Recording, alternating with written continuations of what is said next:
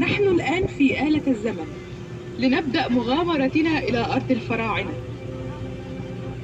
ما يقرب من 4000 عام مضت سنعيش مع قدماء المصريين حياتهم اليومية في المعابد والحرف والأسواق. سنعبر سوياً القناة الأسطورية. أنا إيزيس، زوجة أوزوريس، ربة الحب والسحر والشفاء. حين قتل زوجي بسيف الغدر بحثت أنا وشقيقتي مقديسي عن أجزاء جسده والتي جمعناها من جميع أقاليم مصر. أنا حورس الصقر وريث العرش. عمي الحاقد ست قتل والدي واستولى على عرشه، وعندما أصبحت شابا حاربت ست لاستعادة ملك أبي. أنا آمون رع رب الملوك. أنا تحتمس الثالث، جلست على عرش مصر وعلى رأسي 17 حملة عسكرية استطعت أن أجعل من مصر إمبراطورية عظيمة.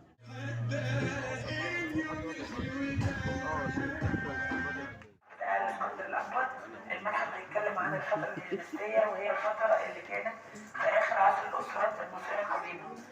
مصر خضعت تحت احتلال الفرس، وفي نفس الوقت كان الإسكندر الأكبر بيجهز عشان يفتح العالم بجيش قوي، وامتد نفوذه حتى وصل مصر وخاض حروبه مع دار الثالث زي ما احنا شايفين في الموزايك اللي ورانا ده، واخد منه العجلة الحربية اللي احنا شايفينها.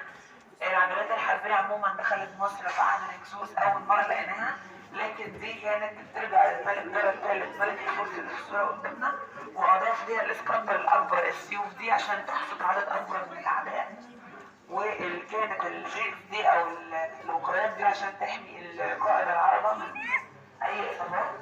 وهنا عندنا الحمار اللي كان من إحدى عجائب الدنيا السبعة، واستخدم لإرشاد السجود. طبعا الحمار ده بسبب الزلازل والعوامل الطبيعية وقع ومبني على أنقاضه دلوقتي قلعة قايتباي الأسكندرية. دلوقتي دي تعرضت للحرق مرتين، مرة في عصر يوليوس قيصر لما دخل مصر، والمرة الثانية بسبب الثورات اللي حصلت في عصر الاضطهاد الروماني. بنشوف التابوت ده تابوت اهداه لملك صيدا في لبنان، اهداه للاسكندر الاكبر كهديه رمزيه. وبنشوف هنا طبعا ده مش حقيقي، الحقيقي محفوظ في اسطنبول بتركيا.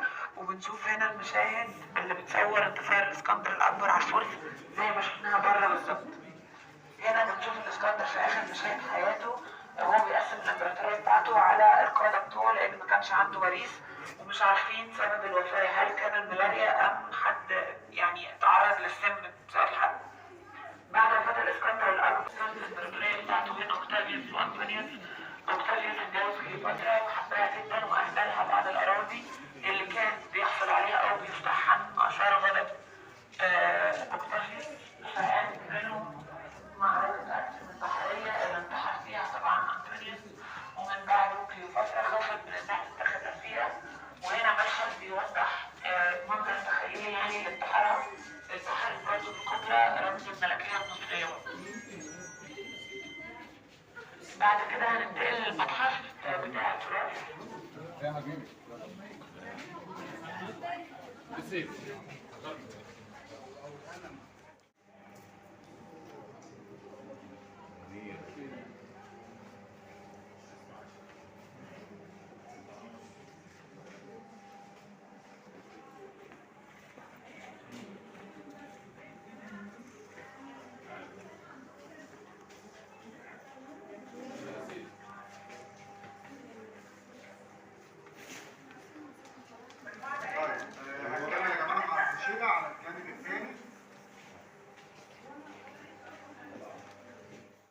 وهنا بنشوفها ماسكه صوره العريس وبتفرجه لبنت. لو حصل قبول والعروسه وافقت او ابدت رغبتها يعني في الزواج، بتتم شبكه الخطوبه. بتتم شبكة الخطوبة بإهداء العريس للعروسة بعض المجوهرات أو المشغولات الذهبية، وكانت الخطوبة بتتم على عربة كده في الشارع. بعد كده بيبقى في حنة، وبتبقى دي حفلة خاصة بالعروسة وأهلها بيرسموا فيها الحنة ويرقصوا يحتفلوا. بعد كده بتظهر تقاليد الزفاف قديما اللي هي كانت الكوسة، والفرح بيبقى في الشارع وحواليه أهل العريس والعروسة بيرقصوا زي ما احنا شايفين. بعد كده السبوع ده اتعمل لنا كلنا واحنا صغيرين، بدق الهون جاب ودن الطفل وغربلته في الغربال ده. نيجي بقى للمهن اللي في منها مازال موجود وفي منها عندها. هنا عندنا والخيوط دي كانت من الشعر. مبيض النحاس كان بيلمع الاواني بتاعه الطبخ والاكل لانها كانت من النحاس. عندنا الحلاق طبعا ده موجود دلوقتي، بس المميز فيه زمان انه كان بيدور في الشوارع المزدحمه بادواته يحرق للناس. مكواجي الرجل طبعا المكواجي موجود لحد الان، بس هنا كان بيكوي برجله. كذلك المنجد بتاع المراتب دلوقتي ظهرت المراتب الحديثه. عندنا هنا ملمع الأحذية، وبنشوف هنا نموذج للأحذية قديما اللي هو الأبقاب من الخشب والجلد. عندنا الرحاية والدقاق لطحن الحبوب.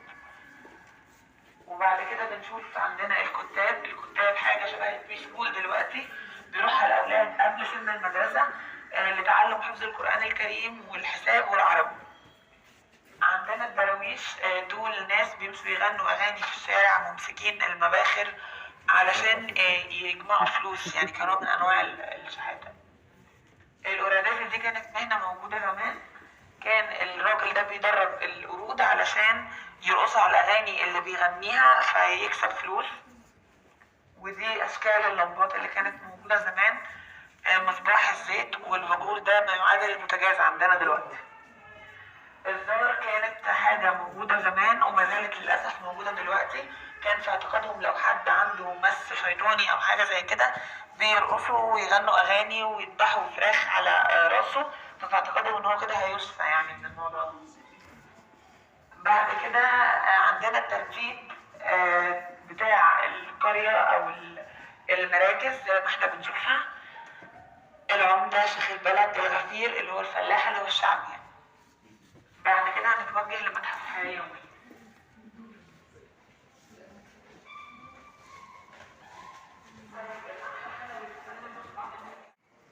قول لي كده.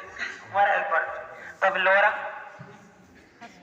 مصنوع من الخشب بالظبط. ورق البرد كان بيبقى في المية المالحة والخشب كان بيبقى في ماء النيل.